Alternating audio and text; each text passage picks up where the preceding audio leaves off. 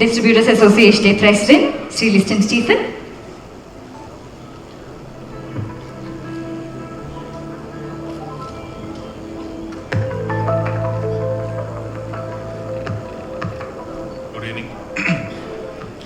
കൺകെട്ട് എന്ന സിനിമയിൽ ഒരു ഡയലോഗുണ്ട്, ആരണ്ട്ര എന്നെ തൊട്ട് കളിക്കാൻ.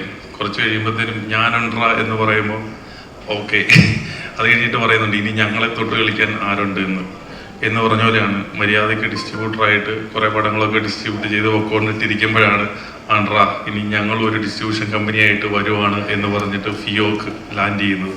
അതിന് ആശംസ കൊടുക്കാനായിട്ടാണ് എന്നെ വിളിച്ചിരിക്കുന്നത്. അപ്പോൾ അതുകൊണ്ടിട്ട് വളരെയധികം സന്തോഷം. ഇവരുടെ ഒരു നല്ല ഉദ്ദേശത്തിനാണ് ഇത് സ്റ്റാർട്ട് ചെയ്തേക്കുന്നത്. അതിലും വളരെയധികം സന്തോഷമുണ്ട്. ഇന്ന് വിജയകുമാറേട്ടൻ വിളിച്ചു പറഞ്ഞു വരുമ്പോൾ വെറുതെ വരാൻ പാടില്ല, ഒരു ചെക്കൊക്കെ ഒപ്പിട്ടിട്ട് വേണം വരണു. ഞാൻ പറഞ്ഞു ഒപ്പിട്ട ചെക്കില്ല ഇവിടെ, അല്ല അത് കുഴപ്പമില്ല, ഇവിടെ വന്നിട്ടാണേലും ഒപ്പിട്ടാൽ മതി എന്നുള്ളതാണ് പുള്ളി പറഞ്ഞത്. അതുപോലെ ഞാൻ കൊണ്ടുവന്നിട്ടുണ്ട്. പക്ഷെ ഒരേ ഒരു കാര്യം, നമ്മൾ എത്ര പൈസ വേണേലും തരാനായിട്ട് തയ്യാറാണ് ഡിസ്ട്രിബ്യൂട്ടർ ഫിയോക്കിന്. ഇതുപോലെ തന്നെ അടുത്ത മാസം ഞാൻ പടം റിലീസ് ചെയ്യുന്നുണ്ട്. ഇതുപോലെ തന്നെ എനിക്ക് ആ പടത്തിന് അഡ്വാൻസ് തരണ്ട എന്നുള്ള ഒരു കാര്യം കൂടെ ഞാൻ ഈ സദസ്സിൽ ഓർമ്മിപ്പിക്കുകയാണ്.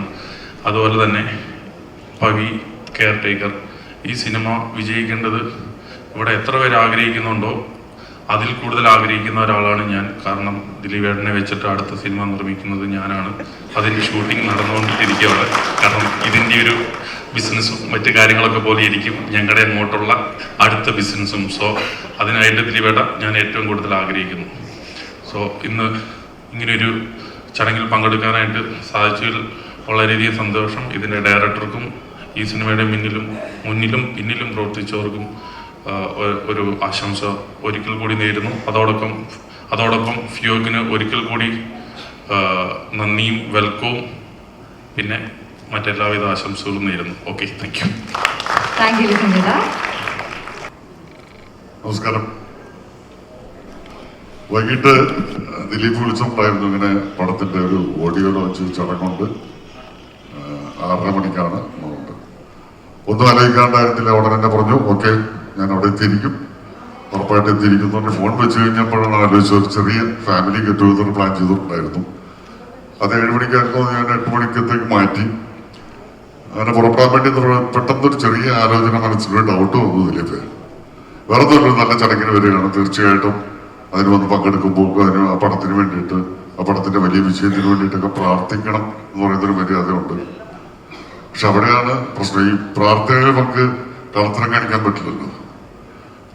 26-ാം തീയതിയാണ് ഈ പടം റിലീസ് ചെയ്യുന്നത്. 3-ാം തീയതി എന്റെ മകന്റെ പടം നടികർ റിലീസ് ചെയ്യുന്നുണ്ട്.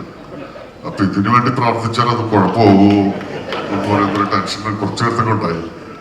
പക്ഷെ പിന്നീട് ആലോചിക്കുമ്പോ ഓടുന്ന പടങ്ങൾ, നല്ല പടങ്ങളൊക്കെ വരുമ്പോഴാണ് തിയേറ്ററിലേക്ക് ആളുകൾക്ക് വരാനുള്ള താല്പര്യവും ആഗ്രഹവും ഉണ്ടാകുന്നത്. ഇപ്പൊ തന്നെ നമുക്ക് മലയാള സിനിമയുടെ പുഷ്കര കാലഘട്ടം എന്ന് തന്നെ പറയാം. സിനിമകൾ ധൈര്യമായിട്ട് തിയേറ്ററിലേക്ക് വിടാം, തിയേറ്ററിലേക്ക് ആളുകൾ വരാൻ കൊതിക്കുകയാണ്. ഒരു സിനിമ കണ്ടിട്ട് വീട്ടിൽ ചെന്ന് കഴിയുമ്പോൾ അടുത്ത സിനിമ കാണാനുള്ള ആഗ്രഹത്തിലേക്ക് ആളുകൾ കൊണ്ടെത്തിക്കുക എന്ന് പറയുന്നൊരു അവസ്ഥയാണുള്ളത്. അതുകൊണ്ട് തന്നെ നമ്മളിപ്പോ വളരെ നല്ലൊരു സീസണിലാണ് വന്ന് നിൽക്കുന്നത്.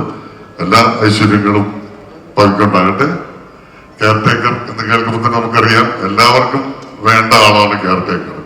എന്നാൽ എല്ലാ കുറ്റങ്ങളും കേൾക്കേണ്ടി വരുന്ന ഒരാളുമാണ് കെയർ ടേക്കർ. ഒരു പടത്തിന്റെ പേര് കേൾക്കുമ്പോൾ തന്നെ നമുക്ക് അതിന്റെ സ്വഭാവവും അതിന്റെ ഒരു വളരെ ഇൻട്രസ്റ്റിംഗ് ആയിട്ടൊരു വശവും കാണാൻ സാധിക്കുന്നു എന്ന് പറയുന്നത് തന്നെ ആ പടത്തിന്റെ വിജയത്തിന്റെ ആദ്യ പടി കയറി കഴിഞ്ഞു എന്ന് മനസ്സിലാക്കലാണ്.